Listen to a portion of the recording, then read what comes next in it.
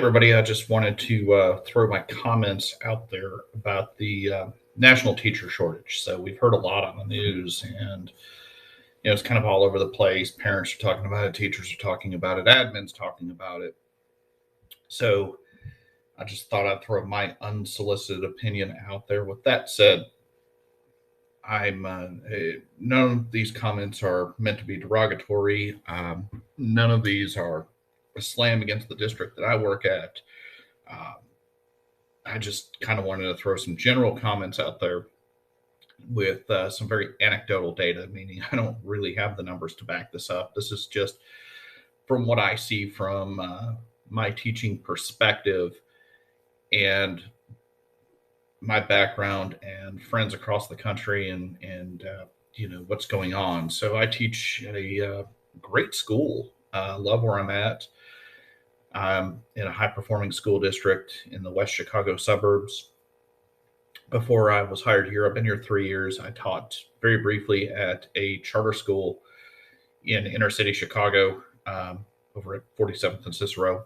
If you're familiar with that area. And prior to that, I was working in the auto industry and the power sports industry. And then I taught in Asia for a year. And then I taught in Houston, Texas for 5 years. And there was a gap in there. And then in the late 90s, I started teaching in the North Dallas suburbs in a very high performing school. So I've been in and out of the profession. And part of that in and out, there's two parts of it. One is when I started teaching back in like the late 90s, my starting salary with a master's degree was in the low $30,000 range. It wasn't much. And, I just needed to make more money and found myself in the car business. And instantly I doubled and tripled what I was making as a teacher. So it didn't make sense to teach or to deal with the BS that comes along with it. I could do my job, go home, and that was it. The huge economic recession hit in 2008, lost everything I owned. I haven't really talked much about that. It's taken me a while to kind of get over that, I guess, but I'm a little more free and open about some of the stuff that happened back then. But anyhow, 2008 things hit. I was running a large motorcycle dealership, and they cut off all of our financing, and I found myself not out of a job, but basically not making enough money. And I got hired in Houston to be a science teacher in 2009, and I was there for a while, and then left and went to Kazakhstan and taught there, and came home, opened a little independent car lot, and from there went to Colorado, and then ended up in Chicago. Okay. So why I left the first time, this would have been back in, I don't know, 01, 02, something like that. I hated the BS, hated the nonsense. And I just felt like, man, I didn't have a whole lot of creativity or freedom. So, the kids were all pretty decent, but dealing with some of the red tape things, it was a challenge. And then the money, I have a saying that the money is the snow that covers the shit. And not that the job is shit or any of the people are shit, but the amount of BS that you deal with, or the stuff you have to take home or live with, it piles up pretty quick. So, the stuff you deal with versus the money you make, the money you make stack has to be a bit taller in most cases. And it really wasn't there. So I left, and someone offered me a job, and I was like, oh wow, newly single guy and late 20s, and I'm not making enough to live the lifestyle that I'd had. So here we are. I've got to go earn some fast money. So went to the car business, and then I ended up in Houston in 2009. So we'll kind of fast forward to that. It was a very challenging school. Lots of social issues going on there. High rate of failure. We're doing everything we could to educate the students the best we could with the resources we had. Now, why I left there. I felt like the school was totally out of control. I felt like the students ran the school. Okay. And this kind of goes back to somewhere around the early 2000s, where the No Child Left Behind thing came along, and that put more accountability on the teachers than it did on the students. And this has been going on for a while. And what I mean by that is that if a student isn't coming to my class, if a student isn't performing in my class, I'm going to spend more time, rightfully so, I guess, on that student and trying to figure out that kid versus the ones who are there. And it's going to come down to, I'm going to have to keep records on how many times I contacted the parents, what intervention strategies I had, and all this different stuff. How did I differentiate instruction? How did I do things to make my instruction more engaging for this one particular student? So it just became a bit overwhelming. And, when you start doing that, and then, okay, you're coaching a sport or doing a club after school, or, whatever you're doing there, it just, it starts to add up pretty quick. And then you're doing all these interventions to make sure these kids aren't falling behind. Well, the school has had a third of the freshman class failed every year. Tardies and absences were a big problem there. And it got to the point that you can't discipline every kid, right? You can't expel every kid. You can't suspend every kid. You can't fail every kid. And at some point, the students aren't concerned about consequence. So you let up on the consequences to keep everybody there because you don't want to lose instructional time. Well, then that just turns into a whole other thing. And I just sort of felt like the school was kind of losing control, losing grip. I had a student that literally, was just being disruptive in class. I called him aside and told him I was going to, refer him to the assistant principal, which means almost nothing. And then, he made a racial slur to me, used a bunch of profanity, wrote him up. And it basically came down to, what did you do to make the student say that? If you know me, which probably almost nobody watching this channel does, I'm pretty chill. I'm pretty laid back. What did I do to make a student call me a white POS? Gosh, I don't know. Told him to get in a seat and quit disrupting class. That's pretty unreasonable. So at that point, it was like, you know what? I'm over it. I was making $50,000 a year. And there's a lot more money to be made out in the world without having to bring home lesson plans, without having to come to work early, without, having to take work home with me. And a big thing I think most teachers do is their work is their identity. And they're a teacher in school and out of school. They're very proud of it, as they should be. This is quite an honor to do this job. So when you're looking at something here and it's just, all right, this work is my identity. It's a representative of who I am. You don't want any student to fail. You want all students to do well. You want all students to excel. It gets overwhelming. And at that point, then that's where you break. It's like the tree with the wind, right? The tree is going to bend until the point that it breaks. And it's just how it goes. So, fast forward here to 2022 or 2020, we had a lot of issues with the pandemic. All right. I started at this charter school, and weeks into it, pandemic hit, and it was weird. I've been out of the classroom a few years. I'm going to drink something here. I got my cherry Coke. Sunday morning, everybody's sleeping. So pandemic hit, and then we had to figure out how to do this online learning. Started out with no students, could fail classes. Fair enough. I don't think they should. Everybody's put in an unprecedented situation with this thing. So then roll around to the next school year. We still weren't really in school yet. Everything was online. And as a teacher, it's frustrating. We're evaluated on how well we engage students and the type of content we provide and everything else. And you got 30 blank Zoom screens or whatever video platform you're using. Students aren't responding. They're not answering. Work's not getting turned in. So you know, basically what they're doing is just turning off their screen and going back to bed or going outside or whatever it is they're going to do, but you know, they're not there. So we have these massive learning gaps. Students started to return back to school, and it still wasn't normal. And you know, here we are this year, and it's tough. You know, there's a lot put on teachers. We're focused on social emotional learning. We're focused on social skills.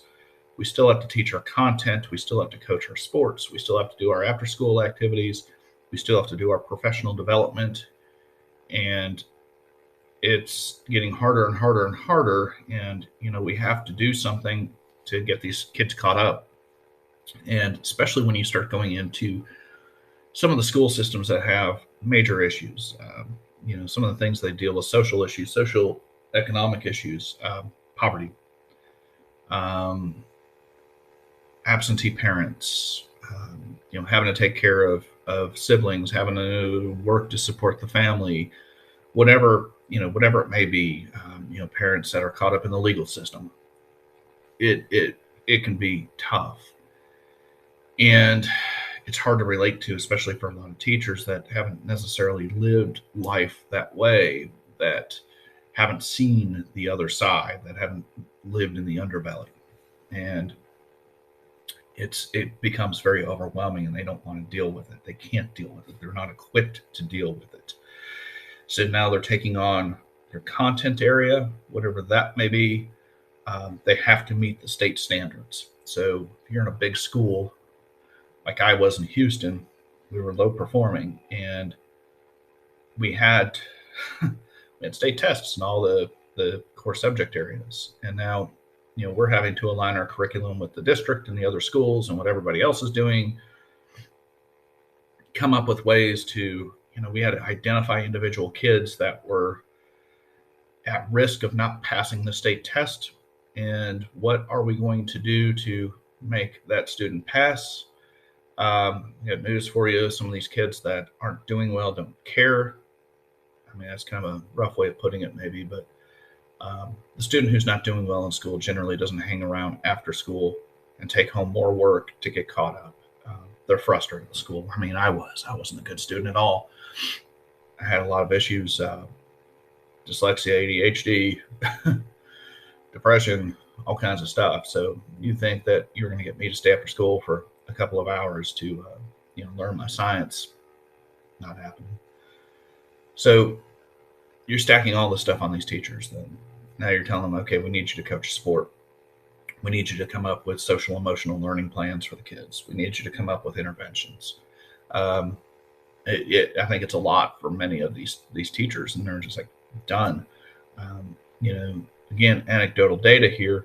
A lot of these folks during the pandemic kind of figured out, you know, they had maybe a side hustle, or you know, they figured out how to turn a hobby into income, um, which I certainly did. You know, I kind of figured out buying and selling on eBay, and not making much money. It's just a hobby. It's fun. But a lot of people have figured out how to turn that into a profession. I mean, heck, I was, you know, driving Lyft for a little while there in the summer and making almost as much money doing that as I was teaching, and everything I did was tax deductible. Teaching, I get a $250 tax credit every year for you know, supplies that I buy, which, believe me, what I buy is probably 1,000 times that. I guess 1,000, maybe $250,000. I probably multiple times what I spend, compared to that tax credit. So you've got that, and just going back to that. So, uh, you know, the district I'm at is awesome. I don't have any issues, and that's not what. And I'm not ranting or complaining, but just I want you to understand some of the things that a lot of the teachers in larger districts deal with. So I was responsible to make sure students had pencils. I was responsible to make sure students had paper. I was responsible to make sure they had everything they needed in class. Well, sure, you know, they need the correct materials to learn, but we're taking that responsibility off of the people that need to learn the responsibility and putting onto the people that are already responsible for a lot of things. And again, it's just the tree in the wind. You know, we're gonna break these folks. and I don't want to see these people break. And same with the support staff. Your support people, the secretaries, the school security, bus drivers, folks that do the maintenance on the grounds. I don't know if I said bus drivers. I did. Sorry, substitute teachers. These folks don't make a whole lot of money, and now you're saying, okay, you make $16 an hour. Um, we're not going to let you work a full 52-week year because school's not there 52 weeks. If you're not there, you're not earning money. My wife did this. She's a contract nurse, and she went into a school and thought, hey, this would be good. The hours are good, but it turns into, okay, well, this was just a short week, so you only get paid for the couple hours you're there this week, or we're on break for a week. You don't get paid this week, so it's a tough one. That's a real tough one. So, a lot of these folks say, okay, well, the gas station down the street here is hiring for $20 an hour. Why would I stay here, make $16 an hour, and only work half the year, make 20 grand a year, or, whatever they're going to make, when I can have something that actually pays money and, got the possibility of moving into management and have a 401k and whatever else. So that's where a lot of this is going. And then you don't have to deal with the nonsense. You don't have to deal with getting yelled at by kids or parents, getting cussed at. A good friend of mine is an assistant principal. He deals with discipline, and every day it's parents upset as to why their child is getting disciplined. You can tell by the hairline here that I'm a bit older, and man, my folks didn't really care what I had to say at the school called. That's what it was. We're taking the school side on it, and right now, you don't see a lot of that. There's not a lot of trust in authority, and I don't know if there should be. But man, there's how many of these beatings do you want to take for starting salary of 49,000 a year? I mean, if I'd stayed in Colorado, with 10 years of experience, I would have made $44,000, I think, depending on what district I was in. So, no, not interested. Again, love what I do, love my kids, my students, love my kids, but enjoy everything about what I do. But there are challenges. Now, let's walk you through a typical week. Monday, I teach 5 classes, and I've got 2 conference periods. Each class is like 50 minutes, and then I have to do lunch detention one of those periods. Tuesdays we have a homeroom, so I teach my normal 5 classes. Then I've got a homeroom of juniors that generally aren't in any of my classes. Then Wednesday mornings, I have about an hour and a half of planning and conferencing with other teachers to make sure we're all doing the right thing and the same thing, and comparing notes and comparing test scores and all that. Then on Thursdays, I teach the same 5 classes, and then in there I've got an intervention period. So for students that are falling behind in my auto tech class or need some type of enrichment activity, I have to come up with something for 14 to 20 of those kids every week. And then Friday is just a normal day. And then on top of that, then I have an automotive club that meets every Tuesday from 3:30 to 4:30, 5 o'clock, somewhere in there. And then Fridays, we have the girls club that meets from 3:30 to 4:30, 5 o'clock. Every now and then we'll go up there on Saturdays for an open shop so that students can work on their projects and get their stuff done. And again, not complaining. I mean, I know what I signed up for, so I just want people that aren't familiar with the teaching to kind of understand. All right. So, then we've got to get ready for the next day, right? Got to plan my lessons, got to come up with content. We're writing curriculum this year, so there's a lot to do there. I need to come up with activities, and auto tech means it's kind of tough. I've got to shop. I've got to get cars prepped. I've got to get cars in, got to get cars out. I've got a student right now that this car should have been a 2-day project. Now, we're a broken bolt into it, and got to figure out a way to get this car off the lift so he can figure out how to get parts and we can get another vehicle in. So it's just this constant, ongoing thing. And, got classes of 20 to 24, 28 students. Can get 3 or 4 vehicles in the shop. So I've got to rotate everybody through. So yeah, it's a whole bunch of work. I enjoy it. I love it, but it can be overwhelming for some, especially as a first year teacher. You're constantly getting feedback on what you're doing right or wrong, and it's hard. Even for me, I've been teaching, I don't know, 13 or 14 years off and on. Like I said, I've been in and out, so I enjoy it. But when it gets unenjoyable, I step out and go do something else, and then come back into it. And this time, I plan on staying with it for a while, but I'm too old to start doing new things. But I'm non-tenured, so that means they can just let me go whenever. And I get evaluated 3 times a year. So my department head, she comes in, and instructional coordinator, department chair, different names, whatever, but she'll observe me twice. And then I have an actual assistant principal or principal that'll come in and observe me once. So they want to see that I'm doing everything that I'm supposed to be doing. So, that adds a little pressure too. So, I've got to give feedback every Wednesday on what I've done for the week, and, fill in some notes and say, hey, I've done this. I've got to do, some type of trainings. They wanted me to get certified for, like, back in high school, we called it co-op, some type of work program, so that my automotive students can go out and do work-based learning. Well, I looked at doing that last year, and it's, I don't know, $5,000 to take these classes. Well, I don't get a bump in pay or anything for that, but man, $5,000's a whole bunch of money just to lay out to do something that, someone said, well, we might want you to do this. So, and that happens a lot. Our district is shrinking a bit, and the more certifications you have, the better off you are, and certifications cost money. And the only other way to move up on the salary ladder too is for people to get a master's degree and other stuff. I've got 2 master's degrees, so I'm, about as far right as I can go on the salary schedule at my district. But you're going to have to invest a lot of your own money and time into this profession.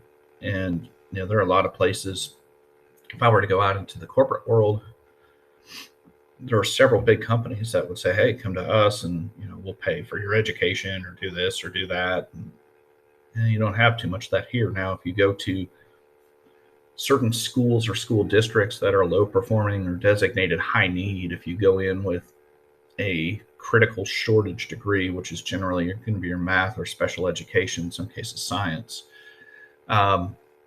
once you're there for so many years, they do have, anywhere from $5,000 to $15,000 in loan forgiveness.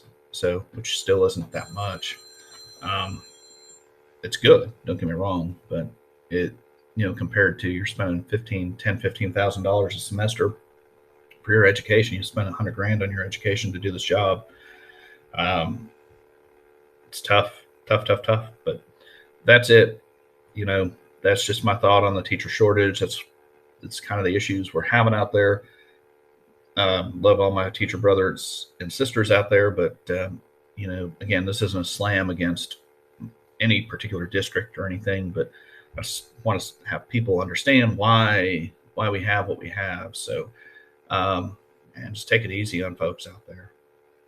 I know it's frustrating and it's tough, but I don't care if you're going to the store. There's no reason to raise hell with people. It's not their fault. They're the ones coming to work. They want to be there. Doesn't mean you have to give anybody a free pass, but same with the teachers. I mean, it's always nice when I have a parent say, hey, we appreciate what you do. That makes all the difference in the world.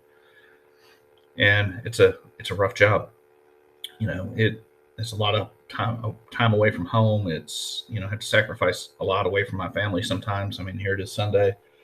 I'm just thinking about what I have to do to get set up for tomorrow. We're going to do a lab in class tomorrow. And do I really want to go there and spend the afternoon at school and, get everything ready, or do I just want to go in it? 6:30 or 7 in the morning and get it all set up. So there's no extra pay for that. Not complaining. I know what it is, but there's no overtime. There's nothing for that for teachers. I mean, you get a little bit maybe if you do summer school or some activities. I get, it comes out to very little, probably less than minimum wage for sponsoring a club. But hey, I love it. But like I said, I just wanted to give my my short opinion, my rambling here on why there's a teacher shortage. And I don't know if the news necessarily cares or gets it right. I think they just want to. You see the front line and whatever else, but they don't really talk to the people that they need to talk to. I mean, it's all just it's all to get ratings. It's all clickbait, and I just appreciate everybody. If you've got questions for me, email me on my personal email address. It's in the about information here. Don't email me on my school, because this is kind of a personal thing. This isn't a business or educational related thing. So I don't want to have any of my school email where I'm going back and forth on some of this stuff. Unless it's truly school related, you can email me. But otherwise, just hit me up on my personal account. And appreciate you guys for hanging in there. If you've got questions, feel free to reach out to me. I don't mind at all. I'll answer whatever questions, whatever you think. It's an awesome profession, man. We need teachers, that's for sure. But more importantly, we need to figure out how to keep teachers. Pay isn't 100% of it, but like I said, the money's the snow that covers the shit. So we have to have the money to deal with all of the extra stuff. But everybody goes into this knowing they're not going to get rich. We have a salary schedule. I know what I'm going to make year after year after year until I retire. Not even worried about that. But let's keep in mind what's going on out there and how we can retain folks, how we can make people feel good about it, how we can deal with how tough the profession is, how we can deal with our teachers suffering with depression and being overwhelmed and dissatisfaction, and how we can take some of that off of them and worry about their mental health. That's my biggest concern, is teacher mental health. I worry about my mental health. We're having to do social emotional stuff to take care of our kids, our students, and that's draining and that's hard. And nobody worries about the teacher social emotional health. Is nobody worries about the first responders and the nurses and the doctors and everybody else who's dealing with this stuff. We take it all in. So it's a toughie.